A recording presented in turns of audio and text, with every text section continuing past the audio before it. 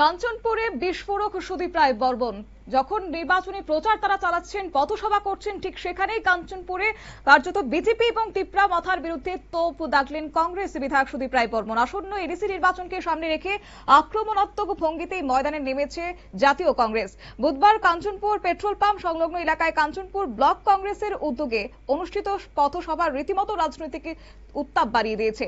সভায় প্রধান বক্তা হিসেবে উপস্থিত ছিলেন বিধায়ক সুদীপ রায় বর্মন। 3 নম্বর দশদা কাঞ্চনপুর কেন্দ্রের কংগ্রেস মনোনীত প্রার্থী জ্যোতিব্রত দেবের সমর্থনে আয়োজিত এই সভায় কংগ্রেসের স্থানীয় নেতৃত্বরাও উপস্থিত ছিলেন। কি বললেন এদিন বিধায়ক সুদীপ রায় বর্মন, শুনুন। কারণ যে দুটো দল আমাদের সঙ্গে প্রতিযোগিতা করছে, মূলত লড়াই, এটা ঠগ আর ঠগ মিলে মহাঠগ হয়ে গেছে। বিজেপি একটা ঠগ, একটা ঠগ, দুটো এখন রাজ্য চালাচ্ছে।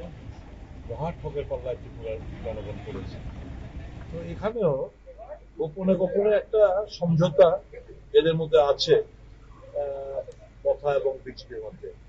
মানুষের কাছে একটা বাহ্যিক একটা দেখাচ্ছে যে আমরা আলাদাভাবে লড়াই করছি, কিন্তু ইনার কিছু কিছু জায়গায় এমন পরিস্থিতি যদি এরকম হয় যে কেউ অ্যাবসলিউট মেজরিটি পেল না, দেখবেন দুটো মিলে আবার আঘাত করে এডিসি দখল করছে। যে মানুষকে বলেছি, আমার বক্তব্য বলেছি, মানুষ যেন জাগ্রত হয় এবং আমরা জেতার জন্য লড়াই করছি। সঠিকভাবে যদি ভোটে প্রতিফলিত হয় জনগণের চিন্তা ভাবনা, নিশ্চয়ই আমরা এই আসন আমরা জিতব বলে আমাদের ধারণা। এদিনের সভা মঞ্চ থেকে বিধায়ক সুদীপ রায় বর্মন তিনি বিজেপি এবং তিপ্রা মাথার বিরুদ্ধে তীব্র আক্রমণ শানিয়েছেন। কড়া ভাষায় তিনি বলেন, বিজেপি ও তিপ্রা মাথা দুই ঠগ মিলে রাজ্য চালাচ্ছে। সাধারণ মানুষের স্বার্থকে উপেক্ষা করে তারা কেবল নিজেদের রাজনৈতিক স্বার্থ সিদ্ধি করতে ব্যস্ত বলে তিনি অভিযোগ করেছেন। তিনি এও বলেন, এই দুই দল মানুষের সাথে প্রতারণা করছে, উন্নয়নের নামে বিভ্রান্ত ছড়াচ্ছে। তবে আসন্ন নির্বাচনে মানুষই তাদের উপযুক্ত জবাব দেবে বলে হুঁশিয়ারি দিয়েছেন এদিন কংগ্রেস বিধায়ক সুদীপ রায় বর্মন। নিয়ে নিচ্ছি ছোট্ট একটি বিজ্ঞাপন বিরতির সঙ্গে থাকুন।